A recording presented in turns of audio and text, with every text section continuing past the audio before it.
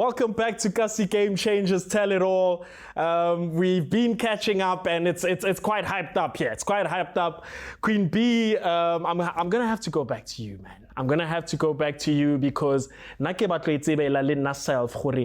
are the challenges you've been facing, especially when a female in the area of work that you're in? What have you been facing when it comes to fixing stuff and, you know, the whole male-dominated type of stuff?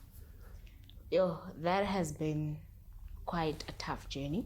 I don't want to lie. How tough is that? You know, wheelchairs are very heavy. There comes motorized wheelchairs whereby the batteries, like that's quite heavy. They are 22-inch wheelchairs. You need to pick that thing up, put it on the table. Sometimes you need to check like the cross brace or you need to check like the brakes. Like that's tough. Yeah. And to find that, and the wheelchair that we work with, they are quite, they are rusted. You need power or like to unscrew the screw or to tighten the screw. You just need power, and especially when it comes to tightening. Now that's not tough, it's just that your mentality. You just gotta be like, you know what, let me tighten this so hard that the person that is going to use it, but to pay him, imagine like a person falling because when you didn't tighten the screw. Yeah. It's just like a mechanic. Half Hitler is going to tighten the bolt. Yeah.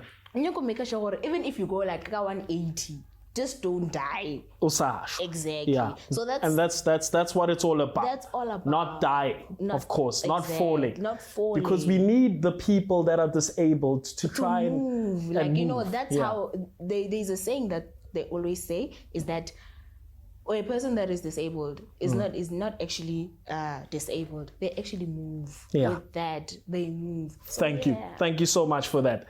Affection, brother, you know, I feel like you've taken up a role that's so office-like. Yeah, what's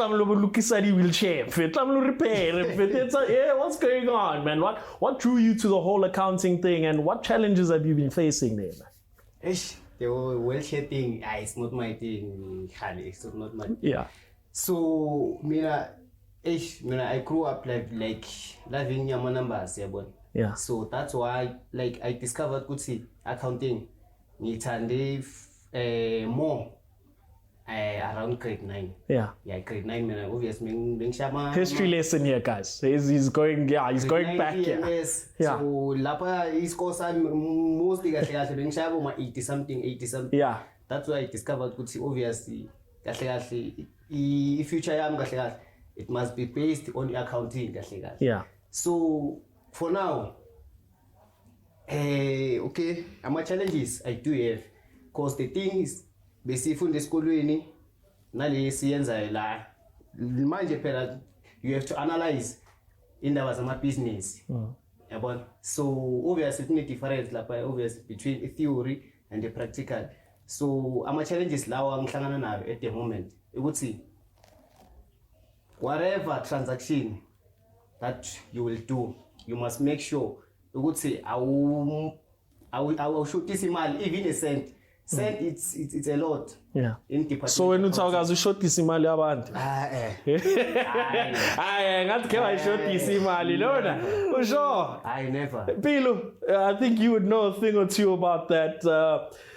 What are the challenges? Challenges are dealing with people's money. Money that's not yours is always a challenge, because yes, you'll see those millions in figures, but you have to make sure that whatever you do does not come back to you. But the only thing that has to come back to you as the accountant is the positive feedback from the client and the positive feedback. Because remember, it's all about what I love about accounting and what made me go into accounting. It was all about businesses, especially SMMEs, Black-owned businesses, whether female or male. Because what I noticed is we Black people, we do have a vision. We know what we want in most cases, but the problem is we do not have the finances to do that. We don't have the source or that drive, because mainly we don't work.